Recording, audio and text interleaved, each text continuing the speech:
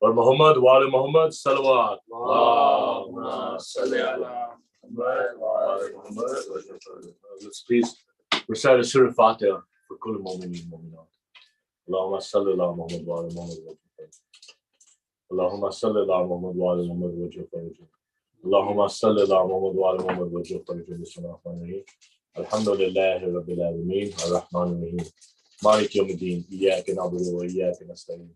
Ihdina as-siratal mustaqim siratal ladzina an'amta 'alaihim ghayril maghdubi 'alaihim waladdallin.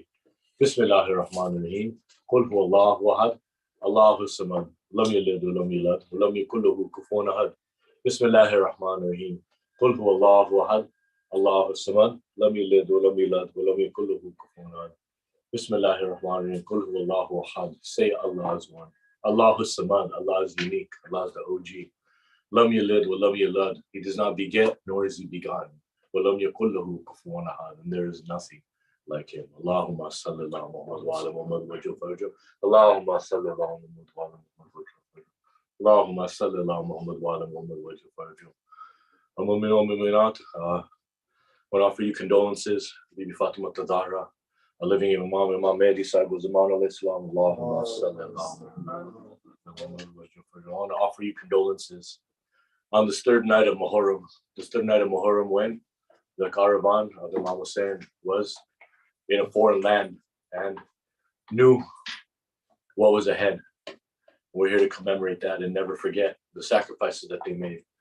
So let's start by clarifying our intentions and praying to Allah to purify our intentions. So every action we do, everything we do in furtherance of our Pursa and in recognition of the great sacrifice and the great bravery of Imam Hussain and the martyrs of Karbala, we want our intentions to be pure. Not just so we receive the maximum benefit, not just so we receive the shifa that comes from crying for Imam Hussain, but we want to give the right respect and the right credit to Imam Hussain. And those things come from purifying our intentions. And all of us have other things going on in our mind, other motives for doing things because we're human. So Ya Allah, please clear our intentions of any ill intent. Clear our sin, clear our slate from all of our sins, and allow us to get the maximum benefits of these days of Muharram. Muhammad wa ala Muhammad salawat. Allahumma salli ala Muhammad wa ala Muhammad. A few quick announcements before we start is Ashura is going to be, the day of Ashura is a week from tomorrow. A week from Monday is the day of Ashura. Our program begins at al-Asr at 10 a.m. that day, 10 a.m. with the Amals. After the Amals, 1:30 p.m., we have a program that starts at the park, a Jalus program, where we do Jalus for Ashura for Imam Hussain, and we end back at the park in Huntington Beach. We'll have Faka Shikni.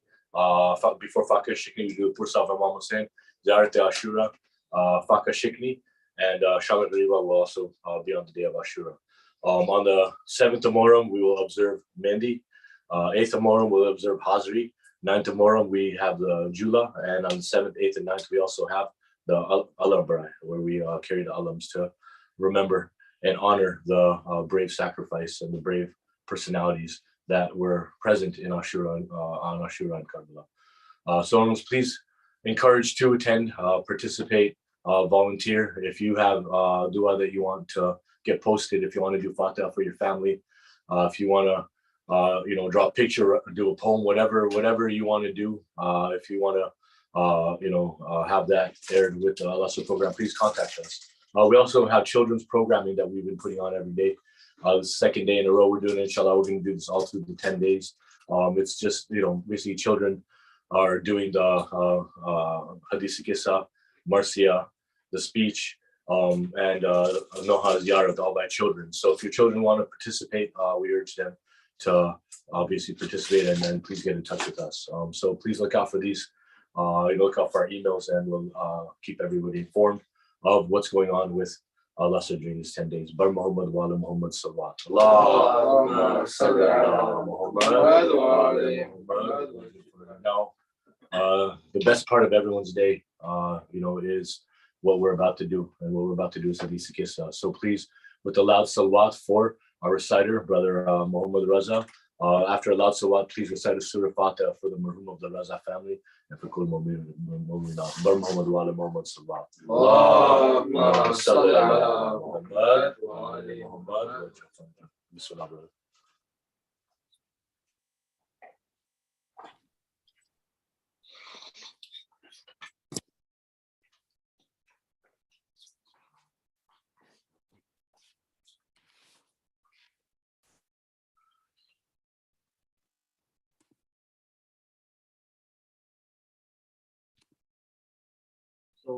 اللهم صل على محمد وآل محمد وأجل فرجهم.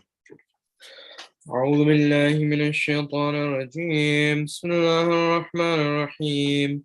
عن جابر بن عبد الله الأنصاري عن فاطمة الزهراء عليه السلام بنت رسول الله صلى الله عليه وآله قال: سمعت فاطمة أنها قالت: دخل علي أبي رسول الله صلى الله عليه وآله في بعض الأيام فقال: السلام عليك يا فاطمة. فقلت: عليك السلام. قال: إني أجد في بدني ضعفا. فقلت له: أعيذك بالله يا أبتاه من الضعف. فقال: يا فاطمة ائتيني بالكساء اليماني فغطيني به. فأطيته بالكساء اليماني فغطيت به وصرت أنظر إليه وإذا وجهه يتلأله كأنه البدر في ليلة تمام وكماله. اللهم صل على محمد وآل محمد وأجل فرجهم. فما كانت إلا ساعة وإذا بولدي الحسن قد أقبل وقال: السلام عليك يا أماه. فقلت: عليك السلام يا قرة عيني وثمرة فؤادي. فقال: يا أماه إني أشم عندك رائحة طيبة كأنها رائحة جدي رسول الله. فقلت: نعم، إن جدك تحت الكساء. فأقبل الحسن نحو الكساء وقال: السلام عليك يا جداه يا رسول الله، أتأذن لي أن أدخل معك تحت الكساء؟ فقال: وعليك السلام يا ولدي ويا صاحب حوضي، فقد أذنت لك. فدخلا معه تحت الكساء فما كانت إلا ساعة وإذا بولدي الحسين قد أقبل وقال: السلام عليك يا أماه. فقلت: عليك السلام يا ولدي ويا قرة عيني وثمرة فؤادي. فقال لي: يا أماه إني أشم عندك رائحة طيبة كأنها رائحة جدي رسول الله صلى الله عليه وآله. فقلت: نعم، إن جدك وأخاك تحت الكساء. فدنا الحسين نحو الكساء وقال: السلام عليك يا جداه، السلام عليك يا من اختاره الله، وتأذن لي أن أكون معكما تحت الكساء؟ فقال: وعليك السلام يا ولدي ويا شافع أمتي، قد أذنت لك. فدخلا معهما تحت الكساء فأقبل عند ذلك أبو الحسن علي بن أبي طالب وقال: السلام عليك يا بنت رسول الله. فقلت: عليك السلام يا أبا الحسن ويا أمير المؤمنين. فقال: يا فاطمة إني أشم عندك رائحة طيبة كأنها رائحة أخي وابن عمي رسول الله. فقلت نعم، ها هو مع ولديك تحت الكساء. فأقبل وعلي نحو الكساء وقال: السلام عليك يا رسول الله، أتأذن لي أن أكون معكم تحت الكساء؟ قال له: عليك السلام يا أخي ويا وصي وخليفتي وصاحب لوائي، قد أذنت لك. فدخل علي تحت الكساء، ثم أتيت نحو الكساء وقلت: السلام عليك يا أبتاه يا رسول الله، أتأذن لي أن أكون معكم تحت الكساء؟ فقال: وعليك السلام يا بنتي ويا بضعتي، قد أذنت لك. فدخلت تحت الكساء، فلما اكتملنا جميعا تحت الكساء أخذ بي رسول الله بطرفي الكساء وأومأ بيده اليمنى إلى السماء وقال: اللهم إن هؤلاء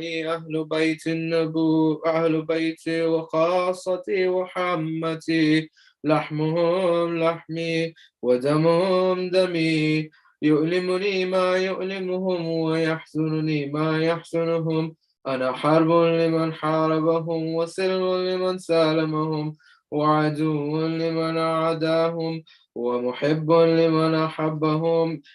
إنهم مني وأنا منهم، فاجعل صلواتك وبركاتك ورحمتك وغفرانك ورضوانك علي وعليهم، أذهب عنهم الرجس وطهرهم تطهيرا. صل على محمد وآل محمد وجه. فقال الله عز وجل: يا ملائكتي ويا سكان سماواتي، إني ما خلقت سماء مبنية ولا أرضا مدحية ولا كمرا منيرا ولا شمسا مضيئة ولا فلكا يدور ولا بحرا يجري ولا فلكا يسري إلا في محبة هؤلاء الخمسة الذين هم تحت الكساء. فقال الأمين جبرائيل: يا ربي ومن تحت الكساء؟ فقال عز وجل: هم أهل بيت النبوة ومعدن الرسالة، هم فاطمة وأبوها وبعلها وبنوها. صل على محمد وآل محمد وأجل فرجهم. فقال جبرائيل: يا ربي، أتأذن لي أن أهبط إلى الأرض لأكون معهم سادسا؟ فقال الله: نعم، قد أذنت لك. فهبط الأمين جبرائيل وقال: السلام عليك يا رسول الله، العلي الأعلى يقرئك السلام ويخصك بالتحية والإكرام، ويقول لك: وعزتي وجلالي إني ما خلقت سماء مبنية ولا أرضا مدحية ولا قمرا منيرا ولا شمسا مضيئة ولا فلكا يدور ولا بحرا يجري ولا فلكا يسري إلا لأجلكم ومحبتكم، وقد أذن لي أن أدخل معكم تحت، فهل تأذن لي يا رسول الله؟ فقال رسول الله: وعليك السلام يا أمين وحي الله، إنه نعم، قد أذنت لك. فدخل جبرائيل معنا تحت الكساء، فقال لأبي إن الله قد أوحى إليكم يقول إنما يريد الله ليذهب عنكم الرجس أهل البيت ويطهركم تطهيرا. اللهم صل على محمد وآل محمد وأجل فرجهم. فقال علي لأبي يا رسول الله أخبرني ما لجلوسنا فهذا تحت الكساء من الفضل عند الله. فقال النبي والذي بعثني بالحق نبيا واصطفاني بالرسالة نجيا ما ذكر خبرنا هذا في محفل من محافل أهل الأرض وفيه جمع من شيعتنا ومحبينا إلا ونزلت عليهم الرحمة وخست بهم الملائكة واستغفرت لهم إلى أن يتفرقوا. فقال علي إذا والله فزنا وفاز شيعتنا ورب الكعبة.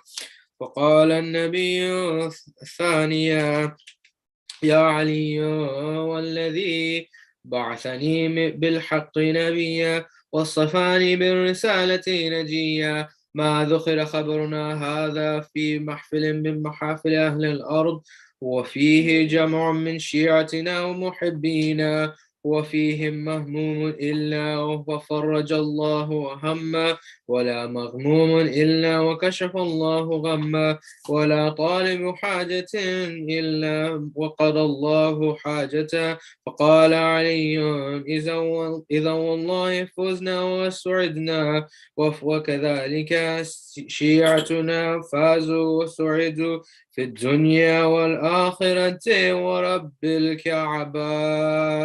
اللهم صل على محمد وآل محمد وأجل فرجهم.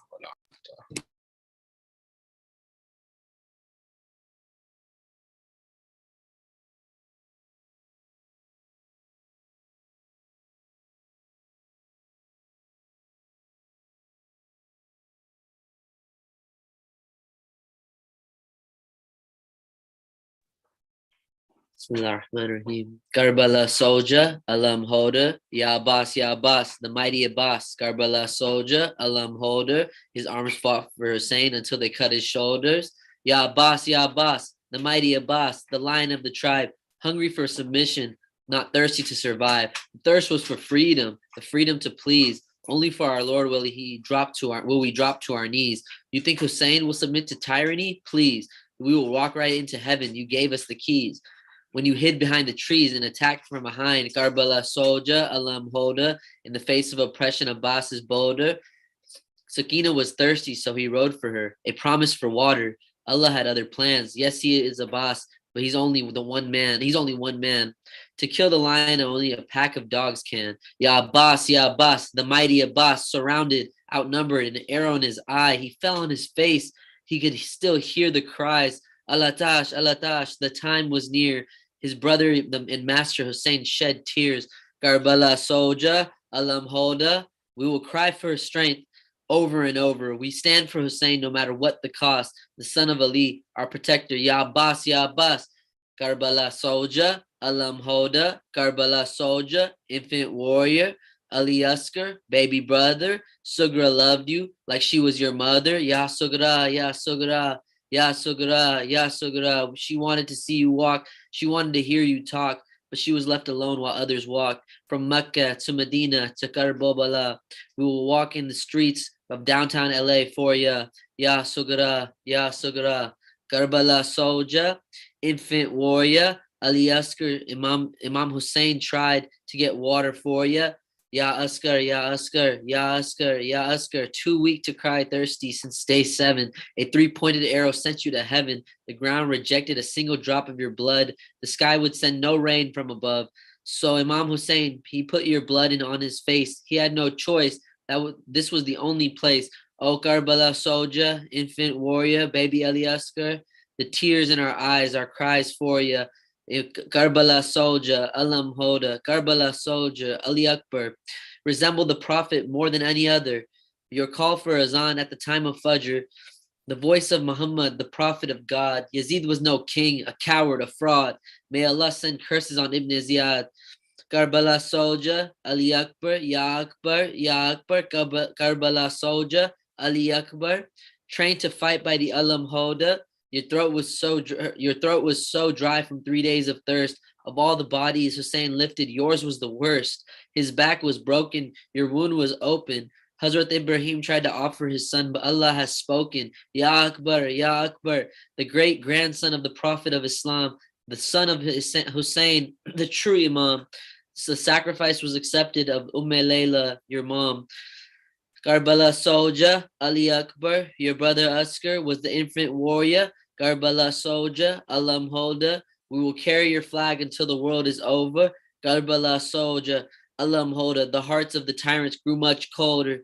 They felt no pain as they murdered the family of Hussein. They felt no sorrow as they struck Ali Askar with three-headed arrow. Ya Askar, Ya Askar. They laughed and danced full of pride. They ate and drank while Sakina cried, Ya Sakina, Ya Sakina. We curse those who caused her thirst. We curse those who made her weep. We curse those who hurt the Prophet deep. Our promise to Bibi Fatima we will keep. Ya Zahra, Ya Zahra, we are the nation of Hussein. His sacrifice is never in vain. We pray to one day be standing on the other side of humanity. We pray to the Karbala soldiers. We pray to the Alam Hodas. Over and over, we promise to never let your flag get touched to the ground. Over and over, we promise to never let your flag touch the ground. We promise raise it high in every town. Karachi, Iran, New York, Tehran, Chicago, Orlando, San Fernando. We carry your flag every day, even in the streets of downtown LA. Karbala soldier, Alam Hoda, Karbala soldier, infant warrior, Karbala soldier, Ali Akbar, Karbala soldier, Alam Holder. We hold you in our hearts and wave your flag high every day. We march for you in the streets of downtown LA. Karbala soldier, Alam Holder. We will carry your flag until the world is over. Salawat.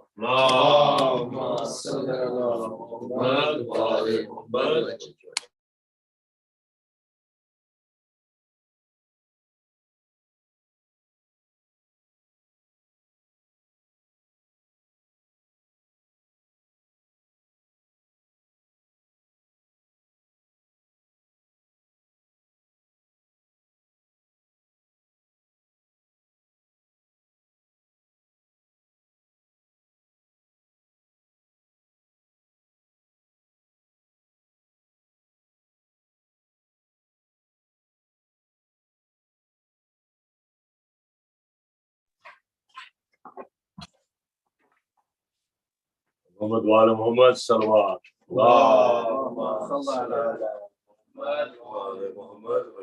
Please recite Surah Fatiha. Almost.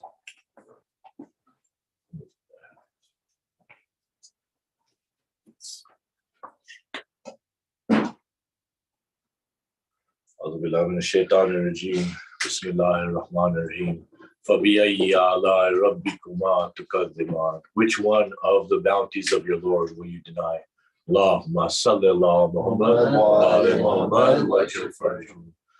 That line from Surah Rahman. Which one of the bounties of your Lord will you deny? Which one of the bounties of your Lord are you ignoring every day? Is it the mercy he shows us? Is it the heat he gives us? Is it the stable ground that he's given us to walk on? Think about everything you like, everything you love in this world. Allah created it. Not only did Allah create it, he gave it to you. Not only did Allah give it to you, he gave you the capacity to love it. He gave you the capacity to appreciate it. So do you appreciate the things Allah gives you, or do you appreciate Allah? Ya Allah, we testify that you are only creator and you are our only benefactor, and everything we have comes from you, and everything we ever want will come from nobody except for you. And even if there's things that we don't even know we want yet, we don't even know we need yet, we don't even know we like yet, Ya Allah, you have those ready for us too in this world and in the hereafter. Ya Allah, please Allah, continue to shower us with your bounties. Ya Allah, we're unworthy to even praise you, unworthy. Our tongues are unworthy to even speak your praise. You give us the capacity to praise you. We take that for granted, Allah. Ya Allah, we sin every day and you forgive us every day. And we take that for granted every single day of our life. Ya Allah, please Please accept our prayers and accept our dua. Ya Allah, please continue to give us bounties, even though we're unworthy. Ya Allah, we're unworthy and we're going to continue to ask you because you tell us to ask you. Ya Allah, give us more. Give us more rosy. Give us more barakah. Give us more of the things we love. Ya Allah, please send us things that we don't even realize we love yet. We want all of it, Ya Allah. We are your servants. We are your creation. We are those who worship only you. So, Ya Allah, your kingdom is so great. Give us a little bit of it. May Allah make our kingdom great too. Ya Allah, make us happy with that you give us. Please comfort us and cover us with the cloak of contentment and satisfaction. Ya Allah, on this night of 3rd Muharram, we ask that you answer all of our prayers. We listen to Hadith Qissa. We listen to Hadith Qissa on your beloved Prophet Muhammad sallallahu alayhi wa sallam. Allahumma salli ala Muhammad wa ala Muhammad.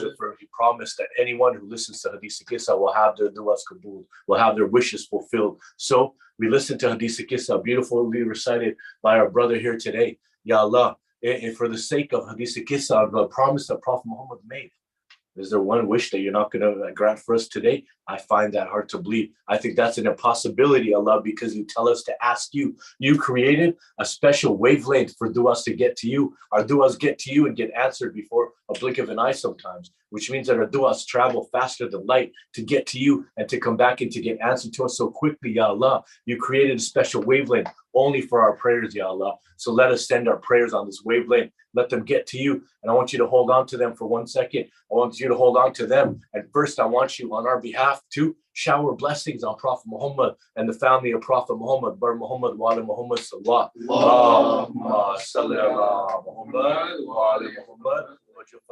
When these blessings are showered on Prophet Muhammad and the family of Prophet Muhammad, and they acknowledge that these blessings came from us, and you identify us as the lovers of those who you love, then and only then do we ask that you answer our prayers, that you forgive our sins. But first answer the prayers and forgive the sins of our marhum.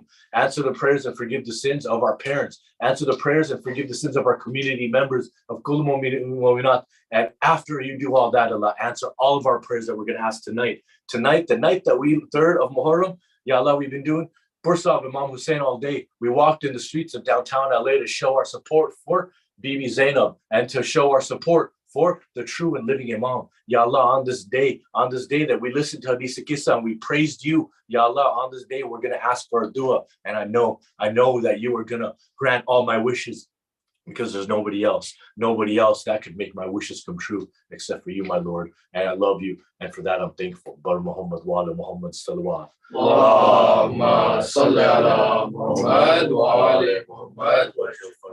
Tawheed, Adam, Nabuwwah, Imamat, Qayamat, the oneness of Allah, Tawheed, right? Tawheed is necessary. If there was no Tawheed, then Allah would not be worthy of worship. Allah is worthy of worship because He is one, because there's no God other than He, because there are no parts to Allah, so you can't point to one part and say, I like this part, and I don't like that part. I worship this part, and I don't worship that part. No, Allah is one. Allah is uniform. Allah is indestructible. Allah's presence before anything was created and hereafter anything will be created is another necessary component to Allah's Tawheed.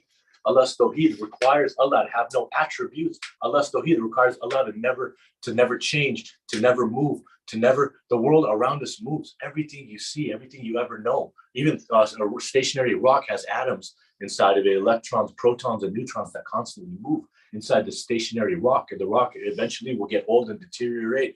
Yet you, Allah, do not move. You, Allah, don't move. This is the strength of your Tawheed. And next is your adalat, your justice. Your justice isn't just when you're treating us with justice. It's not just on the day of judgment, when we're going to stand in judgment in front of you and you're going to judge us for our deeds, right? Your justice is everything that happens in this world. Nothing moves without your permission. Nothing moves without your power. Nothing moves without your justice. That is why everything that happens is perfection. Don't believe me when I say that. In the courtyard of Yazid, you know, on the day when the caravan of Imam Hussein, the caravan with Bibi Zainab were taken to Damascus. They got there to the gates at nighttime, right? At nighttime, they were tired. They were walking. The women had ropes tied to their necks and their hands were tied. Imam Zain al-Abidin was so sick, sometimes he'd be dragged on the floor, and they reached the gates of the palace in Damascus, right? And what happened, right? What happened? You think Yazid opened the gates for them? No. He was busy drinking and gambling and having a party. So he made our Imam wait. He made Bibi Zainab wait. He made Bibi Sakina wait, and they waited outside the door until the next morning when he woke up hungover, when he woke up after having stolen more money gambling, when he woke up after doing whatever he was doing at that party that was more important than greeting our Imam and greeting Bibi Zainab. He opened the gates, and the people around were expecting rebels. They started throwing rocks at everybody. A rock hit Imam Zainal Abidin. He was sick. It hit him in his head and made him bleed. That is what happened in the courtyard of Yazid, right? This is what happened in after Ashura, right? And Yazid, he showed up and he had the head of Imam Hussein. He had the head of Imam Hussein on a platter, and he was hitting the teeth of Imam Hussein, because the teeth of Imam Hussein were still so shiny and white, because Imam Hussein was beautiful and perfect. Even his head was beautiful and perfect. He was hitting it with the cane. He was hitting it with the cane with jealousy. And he looked to Bibi Zainab and he said, Zainab, tell me now what you think of your God after what I did to your family. He challenged her in the courtyard of Yazid. And you know what Bibi Zainab said? She said, everything my Lord does is perfection. So if you think that I'm just making this up, Bibi Zainab, after the atrocities that she went through, after walking from Karbala to Kufa, all the way to Damascus, tied up, after seeing Bibi Sakina being whipped and tortured, right? They would whip and torture Bibi Sakina to get a reaction out of Bibi Zainab and out of Imam Sajjad. They were so patient. They were so patient. They would never flinch and never show any dissatisfaction. It would never show any anger, would never show any sorrow. They were the leaders of the people that were held captive. So the only way that these animals, that these enemies of Islam, enemies of humanity, could get a rise out of them was to torture Bibi Sakina. They would put her on the camel and stretch her body within the camels just to see Imam Sajjad, who was so sick, just to get up and beg them to stop hurting Bibi Sakina. Bibi Sakina's clothes were fused to her skin because of the whipping and the torture that she had taken, right? And even then, Bibi Zainab looked at Yazid and didn't flinch. And so everybody could hear. She said, everything my Lord does is perfection. Everything my Lord does is perfection. And she stood up and she let everybody know who she was. I am the daughter of Hazrat Ali alayhi salam. I am the daughter of Amir al-Mu'mineen. And this man next to me is my nephew. He is your true leader, Imam Zainul Abidin. And she stood up for Imamat. And that's what we were doing when we recognize and commemorate the 10 days of Muharram. We're not just crying over a sad story. No, we are standing up and we are saying that we refuse to accept any leader except a truly appointed leader by Allah himself. We are only going to bow to a leader who is immaculate, who's perfect, who's the best of all men, right? Imam is amana. What do you know about your Imam? Do you know that your Imam helps you every day? Every single day, whether you call him or not, your Imam is here to help you. That's his job. That is this requirement from Allah to reach you, to show you the path. If the path isn't shown to us in clear ways that we can see, then our Imam has failed his duty to Allah. And it is impossible that Imam Sahib was Zaman alayhi salam, the master of time.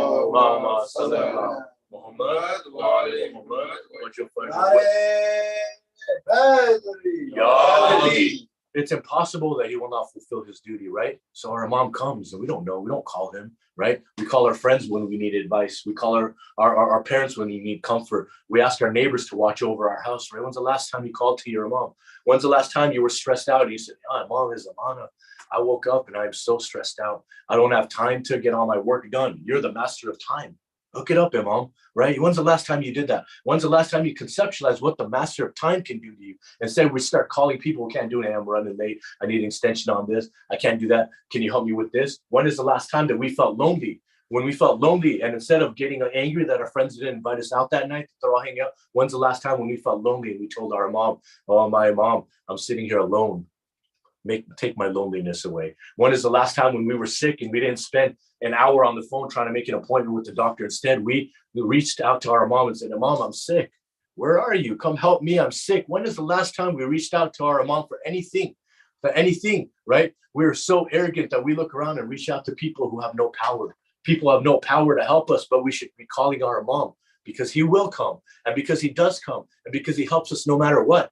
And Imamat, right? Tawheed, Adl, Nabuwat is the prophet, the message. Imamat is the action, right? Hazrat Ali was the sword of Allah, right? He's the action of Allah. He is the gate to the city of knowledge, right? And the last component of the Suludin is Khayamat.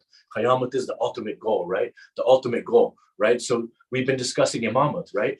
One of the best ways to discuss Imamat, I think, is to see what our our first Imam, Hazrat Ali alayhi salam. Allahumma salli ala Muhammad wa ala Muhammad. What did he say about Imam? See, Nahjul Balagha is a compilation of his sermons, right? And Hazrat Ali alayhi salam, he spoke of many things, right? You know, I used to wonder when I was a kid, right? I used to say, why didn't he answer what's going on with, you know, how the world was created and aliens and this and that, right? So if I was alive, I would ask him about that. I used to sit there and think about the things of science. I would ask him. And then one day I opened up the Nahjul Balagha and I read the first sermon. I think that's not working there. I read the first sermon and back. Salawat. Allahumma salli ala Muhammad wa ala Muhammad. I read the first sermon of Nahjul Balagha, and in that first sermon, he opens it up. And after after Hazrat Ali praises Allah, and after Hazrat Ali talks to us and gives us some insight about Tawheed, how Allah has no parts, Allah has no attributes, right? Because Allah has one, so Allah cannot have any parts. After that, he gets into what? The creation of the universe. He tells us how the universe was created, how the earth was created, how the space was created, right? And after that, I feel like after that, he said, here's how the world was created. Now let's get down to important things. Now let's get down to important things that are out of this world. Now let's get on to important things that will teach you things that will help you get out of this world of deception, right? That Hazrat Ali taught us in it. It says that this is a world of deception, right? So Hazrat Ali, his job was to teach us the important things of this world. And one of the important things of this world, one of the most important things of this world is imamat. I'm going to read a quote by Hazrat Ali alayhi salam about imamat, right? We're going to pull up the quote right now too. As I read it, we're going to pull it up. The quote is from Nahjul Balagha. It says, there are in life, everybody who's here, pull up the quote too. They are, he's talking about imams, right? What are imams? He says, they are life of knowledge and death of ignorance. Their gentleness speaks of their knowledge and their silence of wisdom of their speech. Wow, profound. They neither oppose the truth, as they are infallible, nor have they divided opinion about it, as their knowledge is sound and correct. They are the pillars of Islam and the place where it is safe. Through them, the truth was restored to its position. The falsehood was displaced and its tongue was cut off. They understand religion and take care of it. They do not merely hear it and pass it on. They're transmitters of knowledge. The transmitters of knowledge are many, but its adherents are very few. Right? Are we going to be amongst the very few that adhere and that learn from this knowledge? Or are we going to be those, as Ali said, there's a third type of people that buzz around like bees, trying to see what's going on, but don't ever absorb anything, right? What does that mean? Let's start with the first part. They are the life of knowledge and the death of ignorance. Brother Mohammad Raza, what do you think that's about? I mean, I just think about the quote from Prophet Muhammad that says that Imam Ali is the door of knowledge and he is the city. Is that like they have such a wealth of gifts to give us in the form of knowledge. Like I remember my cousin used to tell me that there would be pardas taken off of your eyes when the Imam comes, because the gifts of knowledge that he's going to give you when his zuhur happens. And so like we need to continually understand the lives and like understand the nuances of their actions, because there's so much wisdom hidden in those actions and so much wisdom hidden there. And like that's how we defeat the ignorance that we see in the world. Exactly. We give life to knowledge and death to ignorance through the teachings of the Imam, right? Next line, it says their gentleness speaks of their knowledge and their silence of the wisdom of their speech. Brother Ali Sagarwala, what do you think about that? The gentleness speaks of their knowledge and their silence of the wisdom of their speech. Just as Brother Muhammad was pointing out the nuances of their lifestyles and their actions, the nuances of their lifestyles and their actions and how they would show themselves, like you were saying, like they were unfazed when Yazid was trying to get these emotions out of them. Like all of that it shows you that whatever you're dealing with internally doesn't have to stop you from dealing with the external. Right. They didn't just talk. Their actions validated their words, didn't they? Yeah. Exactly. Right. What do you think, Brother Hadi? What do you think about that? About their silence of the wisdom of their speech, right? The silence showed the wisdom of their speech. What do you think about that? I mean, yeah, it's kind of like what you and Brother Sog said. It's just basically they didn't need to speak about it too much because they lived it. They acted accordingly, and they were leaders by example, and not, I mean, not just by their words, but by example, and the best examples we got. Yeah. Next it says, they neither oppose the truth as they are infallible, nor have they divided opinion about it as their knowledge is sound and correct. Brother Wasi, what do you think about that, right? What do you think? They neither oppose the truth, nor have they divided opinion about it. I think they had really strong faith. The fact that their faith was so strong, they didn't question what was going on at all. They knew it was all part of Allah's plan.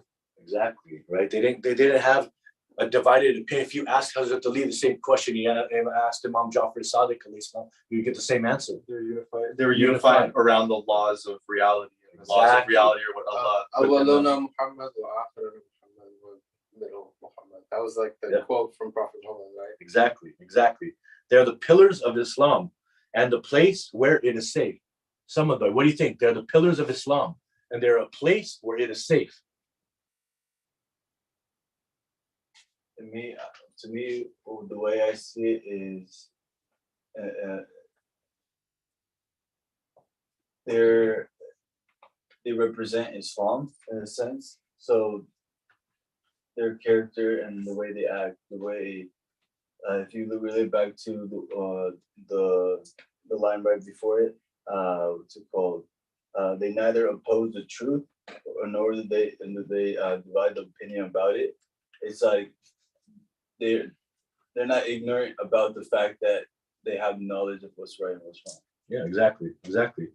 You know, what does a pillar do? They're pillars of Islam and a place where it is safe, right? A pillar, as Brother Summa said, is a representation, right? You see a pillar. When you see a building, you'll see a pillar. Sometimes people put the pillars outside to show what, right? The pillar, you see the White House, and there's pillars outside. When you go to different structures, right? Majestic structures, those show pillars outside, right? What does that show? That shows strength and majesty, right? Shows strength in the foundation. This house will not fall because there are pillars holding it up, right? So they're pillars of Islam and a place where it is safe. They hold up Islam and they keep it safe, right? What do you think about that, Brother Mazhar Raza? I think that if there's so many deviations that come out as time goes on, and we need to realize that like whatever sort of like new ideas that have come about around Islam and like the practice of Islam, we need to always go back to what the Imams have said and make sure it corroborates with them. Because if not, then it is a complete deviation from what Islam is. And we need to always make sure to stay on the right path. So if I understand you correctly, and correct me if I'm wrong in what you just said, you're saying that the imamate and the knowledge that the imamate brings is a necessary component to understand the truth. Absolutely. No Right? doubt about that. So without the imamate, what are we? We're ignorant. We're lost, right? We are unsafe and unstable, right? Unsafe and unstable without imamate, right? Through them, the truth was restored to its position, right? Right? What does that mean to you, Wasi? It was through them, truth was restored to its position. I think their actions speak louder than words. That is true Islam. With their actions embody what Islam truly is. Right. And it also says that the truth gets distorted, doesn't it? Mm-hmm. If the truth was to be restored, Brother Sag, what do you think? The truth needs to be restored. What does that mean? It means that it's displaced. It's somewhere or it's going in a direction that's not. We could get lost. And so if we get lost, Brother Hadi, if we're looking for the truth to be restored, where do we look? The Imams. The Imams. There's nowhere else to look, is there? Nowhere else to look, is there? How about falsehood was displaced and its tongue was cut off? Right? What does it mean to cut someone's tongue off? You silence it. Silence it, right? Stop it. Right?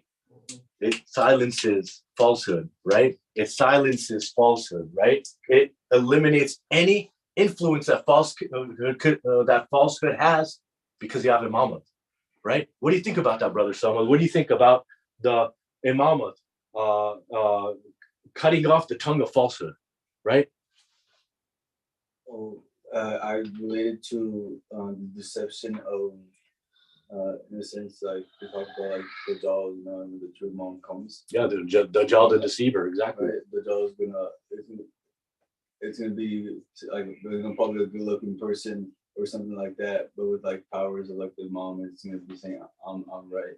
Some people are gonna fall for it, so I relate to that. Yeah. You see, the one thing that nobody has, right? People can have different, things that we look at are supernatural powers. They might be able to do things that we think are amazing, right? But what they won't have. And what separates the deceivers from the Imams is the knowledge and the truth. And not just the truth in their words, the truth in what? In the message, in the path. In the path, and the truth in their actions, right? I could come here and say good things, but if I say good things and I do bad things, I'm nothing, right? You look at me like that's a deceiver. But you look at their mom. You look at their mom and you look what they say, and there's no doubt. See, that's the thing. In Islam has no room for doubt, right? It's certainty in Islam. I'm certain that Imam Mahdi Sahib was Imam al-Islam is my king and that he's alive, right? So with that certainty, I'm certain. When you look at the Imam, you have certainty that he's right. He is the path to righteousness, right?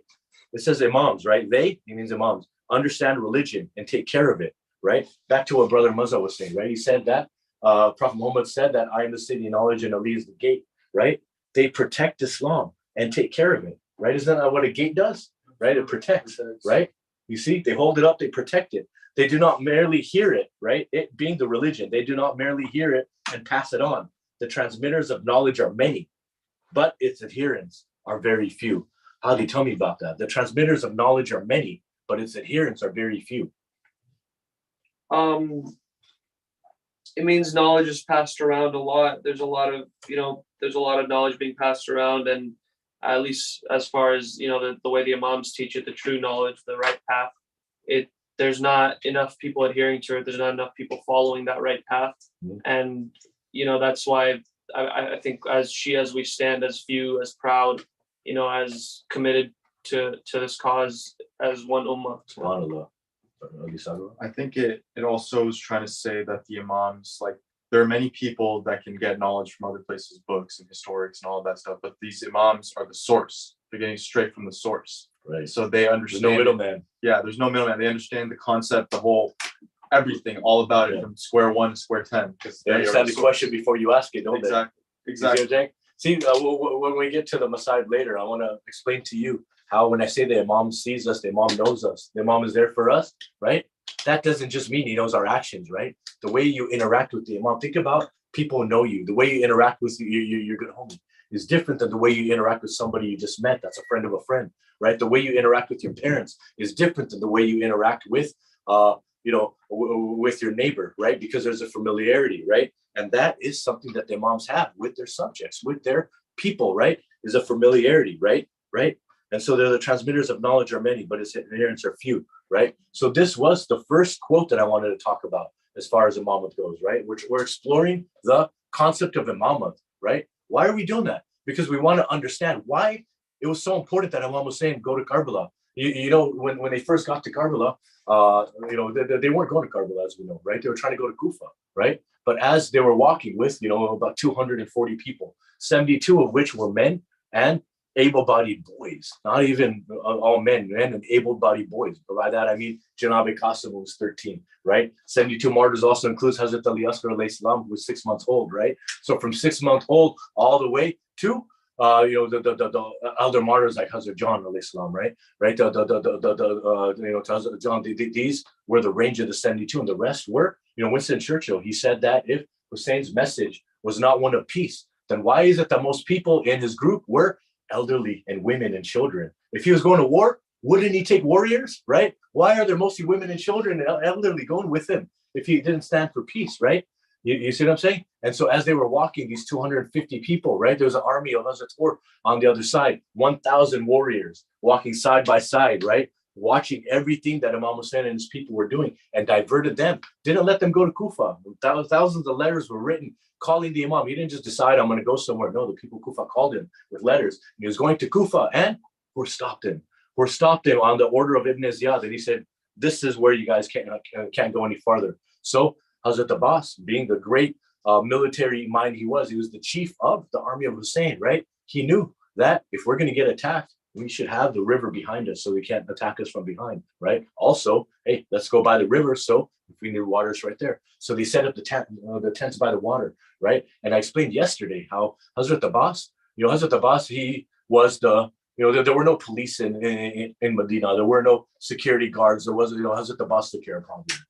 Somebody was wrong. They went and talked to Hazrat Abbas, and he was fixing. Imam Hussein needed something. Bibi Zainab needed something. No problem. They knew it was done because Hazrat Abbas was there, right? Hazrat Abbas, even to this day, Hazrat Abbas is Babul Hawaii. It's the gateway to our prayers. You need something?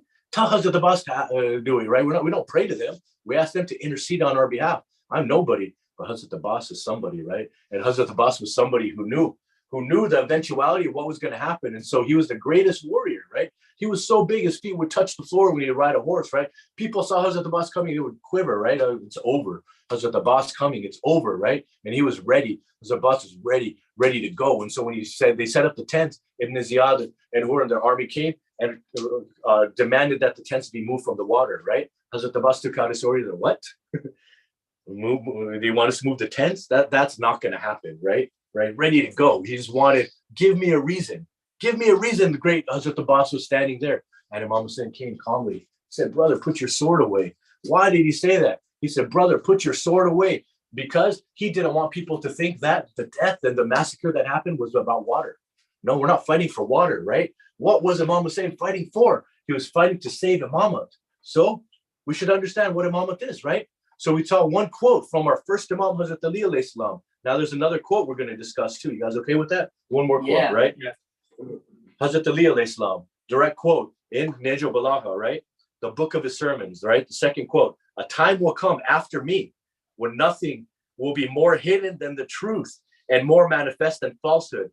At that time, Quran and the people of the Quran will be rejected outcasts. The Quran and its guardians, the Ahlul Bayt, which are like two companions going together on the same path, will not be accommodated by anyone. At that time, they will be amongst the people, but no one will see guidance from them, right? They will be amongst the people, but no one will see guidance from them. And they will be with the people, but not really with them.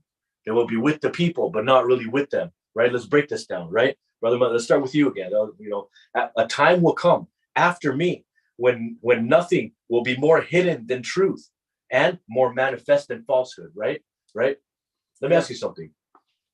If you look at what is, we live in Orange County, California, right? I always describe it to people. I say, look, if you take a filter, right? And you start at one end of the world and you filter out anything that's not comfortable, right? Anything that's not bougie, right? And you filter out and keep filtering, you're going to end up in Orange County, California, where everything smells nice. The roads are clean. Even the homeless people have toothbrushes, right? If you describe a day downtown Huntington where you go and you get brunch with your friends and go, paddle boarding afterwards, some people think you stepped into heaven, maybe, right? If you tell somebody in the deserts of Uganda or something, right? I don't know, forests in Uganda or something, right? I don't know much about Africa, but they would be like, wait, where did this happen? What are you talking?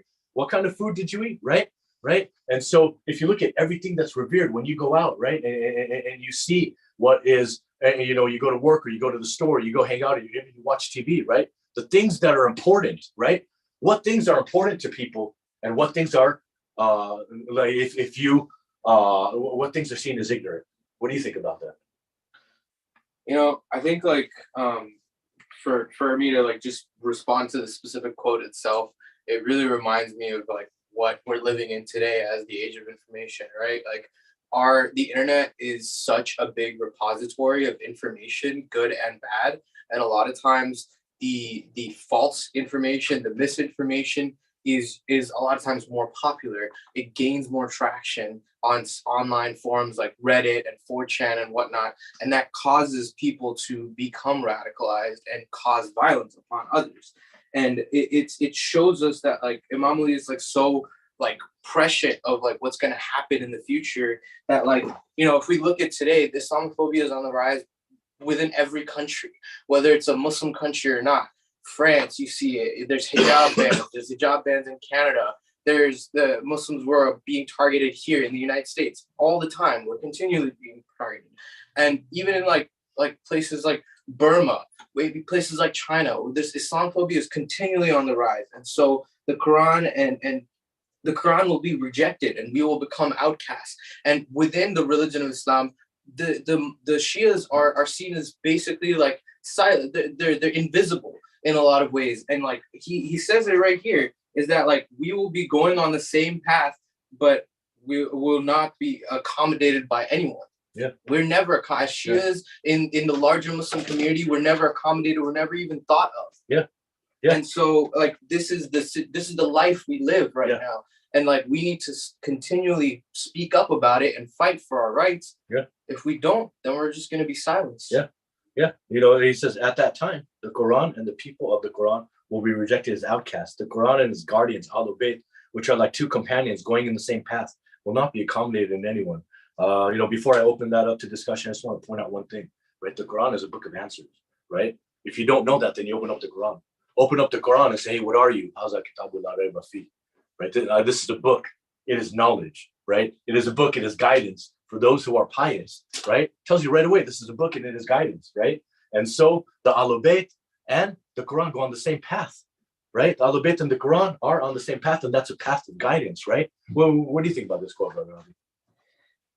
So it says the people of at the time of the Quran and the people of the Quran will be the rejected outcasts. It's funny because they look at like Shias or Muslims in general, I guess, as like the quote unquote like crazy ones or the radical ones, which sure there might be a very small minority, but the majority of us are usually good, neighborly people, good, good people in the community, smart people, people that contribute to society. And it's funny because they say that we're the rejected outcasts. But when you look at people that don't have religion in their lives or don't have God in their lives, what are they truly at the core? They're for anarchy. They're for the opposite. Yeah. So we're the rejected ones by maybe because of the media, because of the news we see, Right. because of CNN, NBC, Fox News, whatever. But the truth comes out eventually, you know? Yeah, that's true. You know, also in the quote, it says, we will be amongst the people, but no one will see guidance from them. And they will be with the people, but not really with them. Brother Ali Sagarwal, what do you think about that? What does that mean? I think it's very interesting that it says that the Quran and the guardians of the Quran, the Ahlul Bayt, are two friends walking along the same path. You know what I mean? They're hand in hand. But as we see earlier in the quote, it says, a time will come after me when nothing will be more hidden than the truth. And you can see it historically how the Ahlul Bayt is constantly being pushed down. Right. Hey, that's not the right path. Yeah. Like the whole, even earlier in the other quote too, you guys said some stuff where it related to the historic aspect of it, like the Abbasid Khalifa, right? The whole time for 300 years, they talked bad about Imam Ali. They talked bad about all Imams. Yeah. They struck them from all the books. They took all of their knowledge away. They took all of the resources away. Why? Because they wanted to adhere to what Imam Ali is saying in this quote earlier, which is everything is going to be built around falsehoods. Yeah. The whole establishment, the greater Islam, is all built on falsehoods that were created historically. Yeah. And it's sad to see that the Ahlul Bayt is not at the forefront of the message. Yeah. Right. Right. It's not the path anymore because these false idols or false people have removed it from the narrative. Yeah. You know, how about when he's saying they will be, he's saying that the Quran and Ahlul Bayt, right, the Imams will be amongst the people, but no one will see guidance from them, and they will be with the people, but not really with them, right? It's kind of what's going on now. Where's our Imam? He's with us, right? He's with us, but we don't see him, right? He helps us, but we don't seek him, right? We think he's far, right? What does this quote say? Where's our Imam? He's with us, right? Is he physically there too? Like if we could see him or not? He's probably at the Julus today. You know, here's the thing. When we speak of Imam Hussein, Bibi Fatima is here, right? You know, when we recite Hadith Qissa, when we do majlis, you know why it's customary to sit on the floor? It's not because, they didn't have chairs back then, and so we're trying to be modest, right? That's one reason. But the big reason is, let me ask you something. If Bibi Fatima walks into a room, where's she going to sit? Is she going to sit on the couch right here? Right? She's going to sit on the floor, right? She's going to sit on the floor. So Bibi Fatima is in this room sitting on the floor. You want to sit on the couch above her, right? And you know why you're supposed to fold your feet, right? So your feet aren't pointing towards her. You don't know where she is. Do you see what I'm saying? So to answer your question, right? I'll go a step farther, right? You know that first creation of Allah was the light, right? Even in the Bible, it says God said, let there be light, and there was light, right? Bible's been changed and altered so many times, right? But that line is still in there. You ever wonder what that light is? Huh? that light was the light of Prophet Muhammad sallallahu alaihi wasallam. Allahumma salli ala Muhammad wa ali Muhammad. And that light praised Allah for 100,000 years. And Allah was so pleased with that light that He split the light and had a piece of the light follow the other light around for 100,000 years, praising Allah. And you know what that other light was? The light of Hazrat, you're right, the light of Hazrat Ali alayhi salam, right? And He was so pleased with that light. And He took that light and He split the light into 5, right? And from that light was created Prophet Muhammad, Hazrat Ali, Bibi Fatima, Imam Hassan, check this out, right? Bibi Fatima was created from the, everyone look at this light right here. You see how the light, right where the filament on the light is the most intense part of the light, and that spreads out from there, right? The most intense part of the light, that's the property of light, of all light, even the initial light that Allah created. And Bibi Fatima was created from the most intense part of the light. Bibi Fatima was created from the most intense part of the light, right? So when you call on the Panjatan to come help you, right? They travel faster than the speed of any light we know because they shine brighter than any light we know, right? But who travels the fastest out of those 5, right? Bibi Fatima, right? Because she is the most intense, created from the most intense part of the light.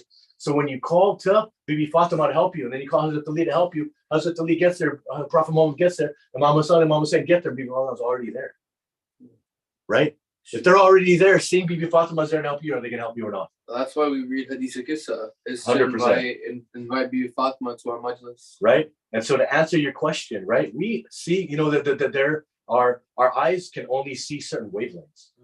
Everything above a certain wavelength, we cannot see, right? So the light of Bibi Fatima, we cannot see it, but we can feel it. If a blind guy stands in front of a car and he's blind, is the car still there? Exactly. So we're blind. Just because you only have 5 senses. Third eye blind. Right? You can't guard Bibi Fatima, she's too fast. Too fast. There's nothing. Bibi Fatima is the fastest, fastest. Like you call Bibi Fatima, before you even finish calling Bibi Fatima, is probably there, because that's the speed that Bibi Fatima travels at. And that's why we call to her for help first, right? And then she comes. And how much did Hazrat Ali? Hazrat Ali loved her so much, he cried for 33 years at her death. Prophet Muhammad loved her so much, right? Imam Hassan, that was her mother, he loved her so much. So if you call for help and Bibi Fatima's already there, right? If I call you over to my house, right, and you come outside and you see Hadi and Saad standing outside, you're like, all right, this is cool, I'm gonna go in, right? That's what happens. They come to help you, say Bibi Fatima, I was already there. I'm here already. You see what I'm saying? And so that is the benefit, right? That is the greatness of it, imamat, right? That is the great, and that's why we should understand what imamat is. So we feel grateful, right? I asked, which one of the bounties of your Lord will you deny? And one of the bounties of our Lord we constantly deny is imamat, right? Is imamat. Imamat is here to guide us. Imamat is here to save us. Imamat is here when you wake up in the morning and you have no idea why you're in a bad mood. That's when imamat is there for, to come and put love in your heart, to put hope and guidance in your heart. So you don't sit there for no reason thinking bad thoughts and trying to do things to change your mood, when all you have to do is call to your imam, who is of a greater light than we could ever imagine, and will come.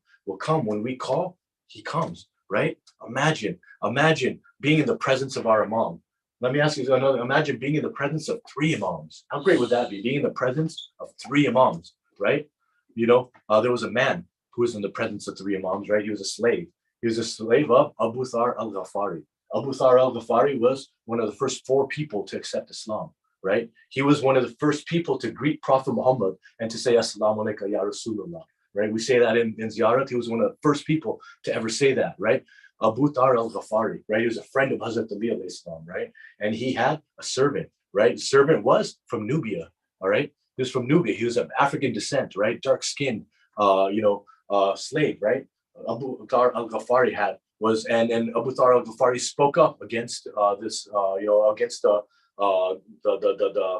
corrupt Khalifa of Uthman, right? And how he would give money to Marwan that he didn't deserve, and he would take bribes from him, right? And as soon as he spoke out about him, he got Abu Thar al-Ghafari, he got exiled, right? He got exiled to Syria.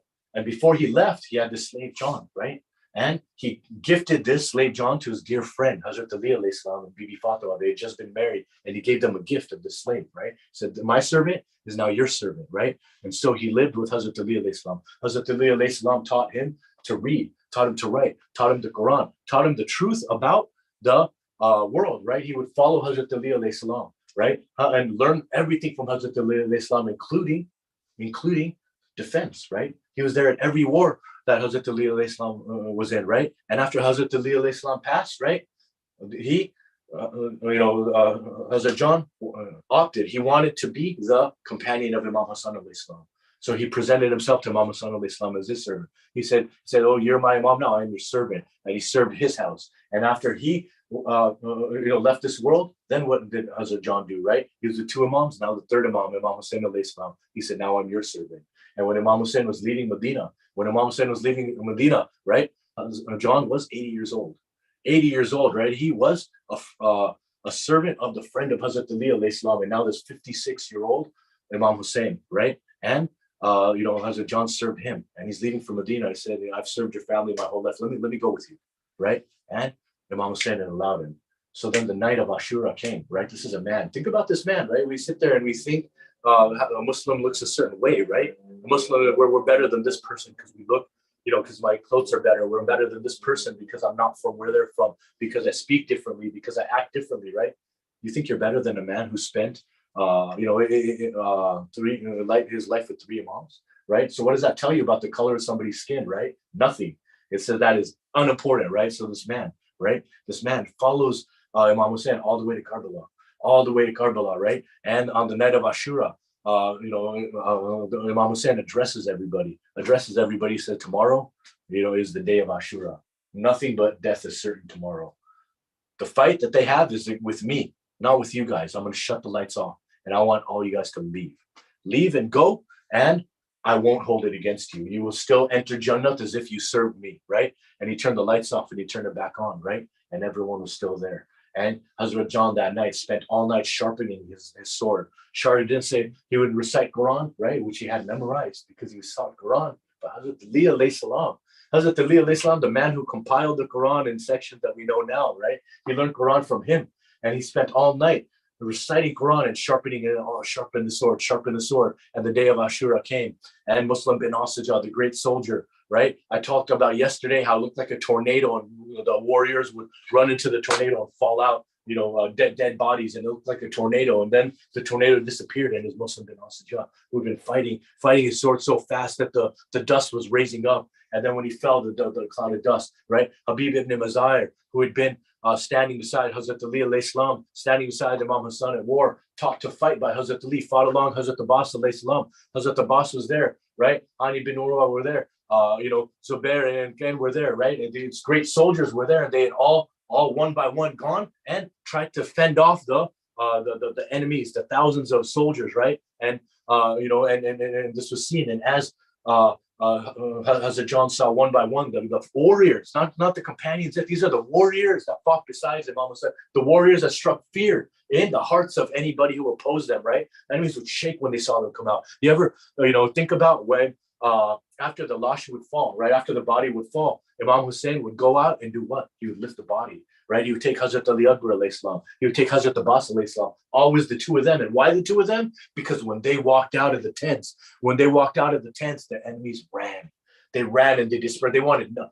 Hazrat Abbas, Hazrat Ali Akbar, and Imam Hussein, you think you stand a chance? I don't care how many men there are, right? If they're there and they're using their sword, you're done. So the enemy saw this, right? And they're out for blood. They didn't know that these people are out for peace, right? They didn't want to, even if they knew it, they wouldn't let their minds and their bodies accept it, because the reality of what they were doing would come crashing down on them. So that's why they were able to lift the bodies and bring them, because enemies would run away.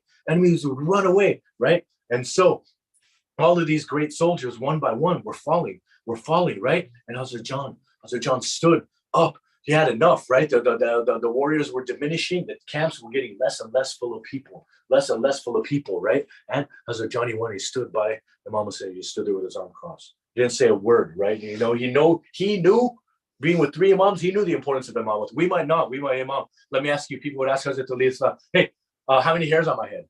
Right? Because they want to try to trick Hazrat Ali up and see if there's an answer he didn't know, right? This is the disrespect that people treated Imam with, but not Hazrat John. Not this man from Nubia who spent his life with three imams, right? Not this man of darker color, right? No, he knew how to respect the imam. So he didn't say a word. He stood next to him. And the imam, who had known him his whole life, looked at him. And he said, John, my friend, what's wrong? What do you need? He said, how can I keep watching the companions of Hussein? How can I keep watching the grandchildren of Fatima be martyred? And I'm still standing here. How can I do that? And Imam Hussein told him, he said, no, John, he said, you are 80 years old. Jihad is not required on you. It's not wajib on you, right? You're my servant. You're my guest. You left Medina to come with me for a better life. How can I send you out to be martyred? How can I send you out to be martyred, right? And what did I say? I said, your mom knows you. The comfort and the vulnerability that you have with your parents, it's multiplied with the Imam, right? And so I said, John, what did he do? He fell to Imam Hussein's feet. And he said, is it because my body emits an odor? Is it because my skin is darker? You think he thought Imam Hussein was racist? You think he thought Imam Hussein was racist? But no, just like when your parents don't want to buy you something when you're a kid, like it's because you don't love me. It's because I'm a bad kid, and you start pleading with your parents. You don't mean any of that, but you're saying that to try to get them to see your way. And that's what Hazrat John was doing. He said, is it because of my color? Is it because my body emits a smell, right? He didn't smell. He was one of the blessed people of Imamah. You think that his body had a bad smell, and he knew the stereotypes that were out there. And he knew that if he said these things to Imam Hussein, what would Imam Hussein do? He'd have no choice but to say, my companion John, I give you permission to go. I give you permission to go, right? And what statement would it make after Hazrat John said those things if he allowed him to live, right? So Imam Hussein did what a leader does, and he thought about the people first, and he thought about his servant, right? And he said, I give you permission to go. And Hazrat John didn't hesitate. He mounted his horse, this 80-year-old man, and he rode to the battlefield. As he started to go to the battlefield, he was there. He was there when Abu Dhar al-Ghafari accepted Islam, right? He was there. He knew Prophet Muhammad, and he remembered the time. He remembered the time when Prophet Muhammad used to not raise his head from sajda because Imam Hussein was sitting on his shoulders and he wanted to bring him harm.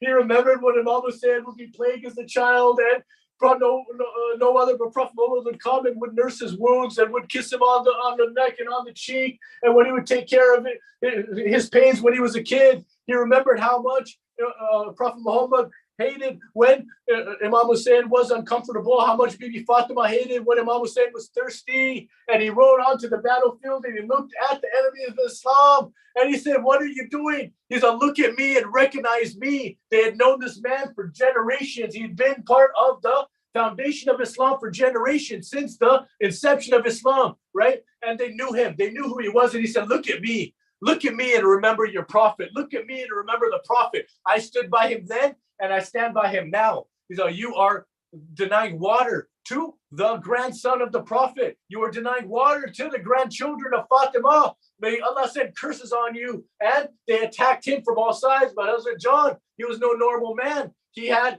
been trained. He had been in war with Hazrat Ali, with Imam Hassan, and now with Imam Hussein. And his sword, the way he worked his sword, the enemies came near him and they could not, nobody could get close. He defeated one after another, right? And instead of facing him man-to-man combat, which was the tradition at the time, when there's one man out, there's one man attacking. These were the rules of war. All the rules of war were broken during the day of Ashura, right? An arrow hit Hazrat John in his eye, and he fell from the floor. He fell from his horse onto the floor. And when he fell from his horse onto the floor, all the enemy that had been around, that had been seeing their fellow soldiers getting attacked, they all swarmed him. They jumped on top of him. They beat him with their fists. They beat him with rocks. They started cutting him with their spears. And he called out. He said, Ya Mullah, Ya Hussein, let me see your face one last time. Let me see your face one last time. And Imam Hussein, he left the camp with Hazrat Abbas on one side, Hazrat Ali Akbar on the other. The enemies that were on top of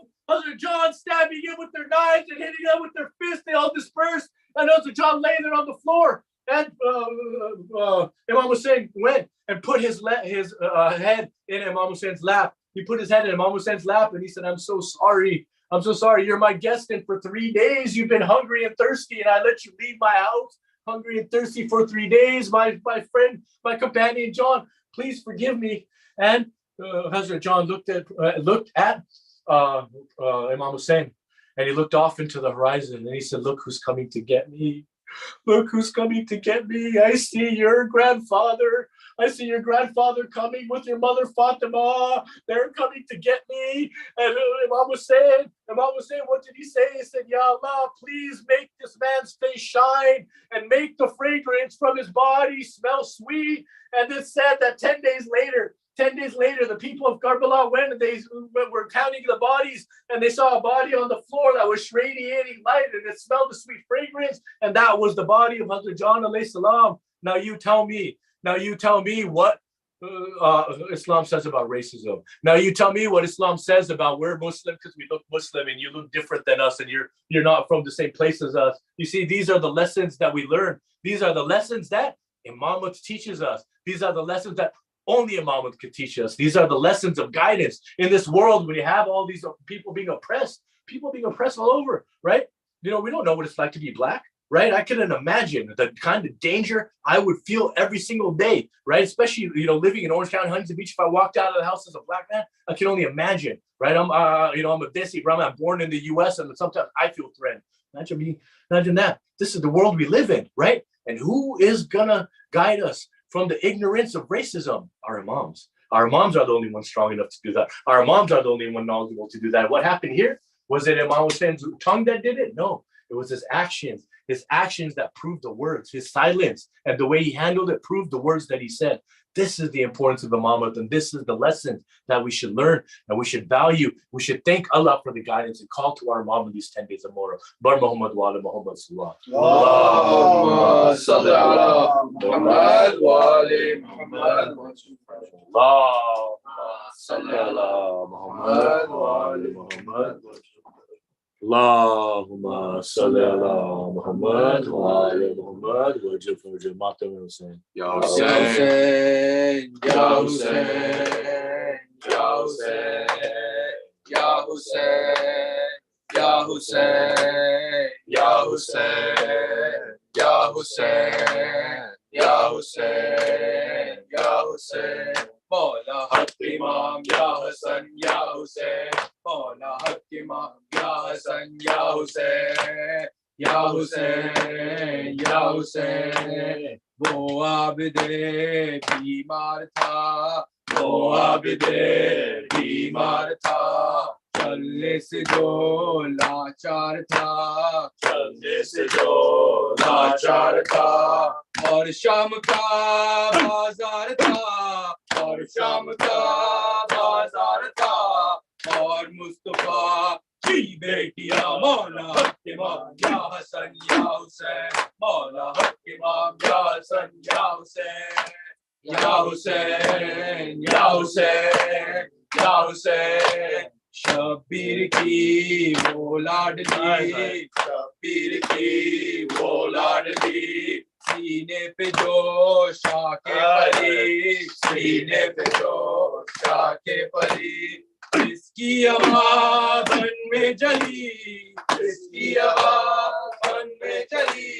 मुंह पर तमाचों के निशान। मौला हक इमाम या हसन या हुसैन, मौला हक इमाम या हसन या हुसैन, या हुसैन, या हुसैन। यहाँ से गले खंजर चले, चादर छिनी खेमे चले, अब्बास के परचम तले, रोकर कहे ये बेटियां मौला हक इमाम या हसन या हुसैन, मौला हक इमाम या हसन या हुसैन, या हुसैन, या हुसैन। रोकर कहे कासिम की माँ, मारा गया आतम जवान, है लाल में ढूंढू कहाँ, मैं भी तेरा जहाँ। मौला हक इमाम या हसन या हुसैन, मौला हक इमाम या हसन या हुसैन, या हुसैन, या हुसैन। वो असगरे बेशीर था, और हुरमुला खाती तीरथा और उर्मला क्या तीरथा प्यासा गला क्यों करकटा प्यासा गला क्यों करकटा सी जमीन और आसमान मौला हक इमाम या हसन या हुसैन मौला हक इमाम या हसन या हुसैन या हुसैन या हुसैन या हुसैन शाम गरीब बाचा गई शाम गरीब बाचा गई आबिद गैर आ गई आबिद गैर आ गई पहरे पे ज़ैनब आ गई पहरे पे ज़ैनब आ गई अब्बास और अकबर कहाँ मौला हक इमाम या हसन या हुसैन मौला हक इमाम या हसन या हुसैन या हुसैन या हुसैन या हुसैन या हुसैन या हुसैन या हुसैन या हुसैन या हुसैन या हुसैन या हुसैन या हुसैन अल्लाहुम्मा सल्ली अला मुहम्मद व आले मुहम्मद व Please recite Surah Fatiha for Kullu Mu'minin and Mu'minat, for Mu'min, Tahir, Mu'min, and everyone else's, marhum. Bismillah ar-Rahman ar-Rahim. Alhamdulillahi Rabbil Alameen, ar-Rahman ar-Rahim. Malik Yawmiddin, Iyaka na'budu wa Iyaka nasta'in. Ihdina as-sirat al-mustaqim. Sirat alladhina an'amta alayhim ghayr al-maghdubi alayhim walad-dallin. Bismillah ar-Rahman ar-Rahim. Qul huwa Allahu ahad, Allahu as-samad. Lam yalid wa lam yulad wa lam yakul lahu kufuwan ahad. Bismillah ar-Rahman ar-Rahim. Qul huwa Allahu ahad, Allahu as-samad. Lam yalid wa lam yulad wa lam yakul lahu kufuwan ahad. Bismillah ar-Rahman ar-Rahim. Qul huwa Allahu ahad, Allahu as-samad. Lam yalid wa lam yulad wa lam yakul lahu kufuwan ahad. Allahumma salli ala Muhammad wa ali Muhammad wa ajil faraj. Now I'm going to recite Dua al-Faraj. A'udhu billahi minash shaitanir rajeem. Bismillahir Rahmanir Rahim. A'udhu billahi minash shaitanir rajeem.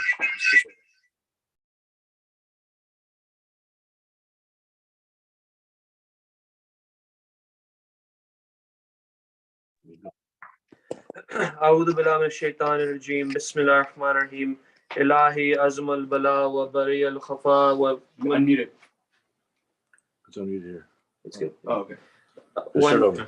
أعوذ بالله من الشيطان الرجيم بسم الله الرحمن الرحيم إلهي أزم البلاء وبري الخفاء وانكشف الغطاء وانكثر الرجاء وداكت الأرض ومناءت السماء وأنت المستعان وإليك المشتكى وعليك الموال في الشدات والركاء اللهم صل على محمد وآل محمد أولي الأمر الذين فرضت علينا تحتهم وعرفتنا بذلك منزلتهم فرج لنا بحقهم فرجا عاجلا قريبا كالبصير أو هو أقرب يا محمد يا علي يا علي يا محمد اكفياني فإنكما كافيان وانصراني فإنكما ناصران يا مولانا يا صاحب الزمان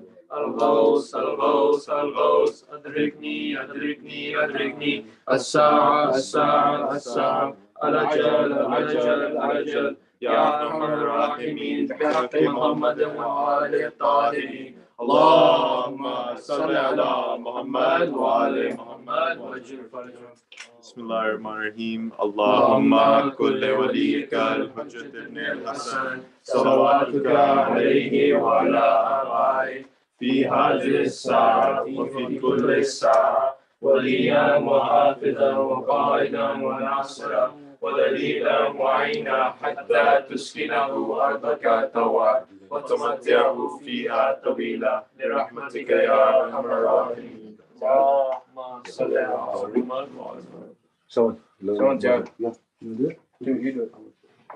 اللهم صل على محمد وآل محمد Surah Hazrat Abbas. Bismillahir Rahmanir Rahim. Assalamu alayka ya Abul Fazl Abbas ibn Amir al-Mu'minin. Assalamu alayka ya Sayyid al-Wasiyan. Assalamu alayka ayyuha al-Abd Salih al-Mutayo.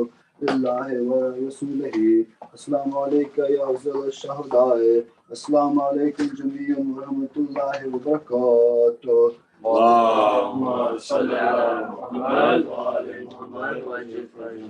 جاءت الإمام حسين عليه السلام السلام عليك يا أبا عبد الله السلام عليك يا ابن رسول الله السلام عليك يا ابن أمير المؤمنين السلام عليك يا ابن فاطمة الزهراء السلام عليك يا أبا الفضل عباس السلام عليكم ورحمة الله وبركاته اللهم صل على محمد وآل محمد وأجل فرجه.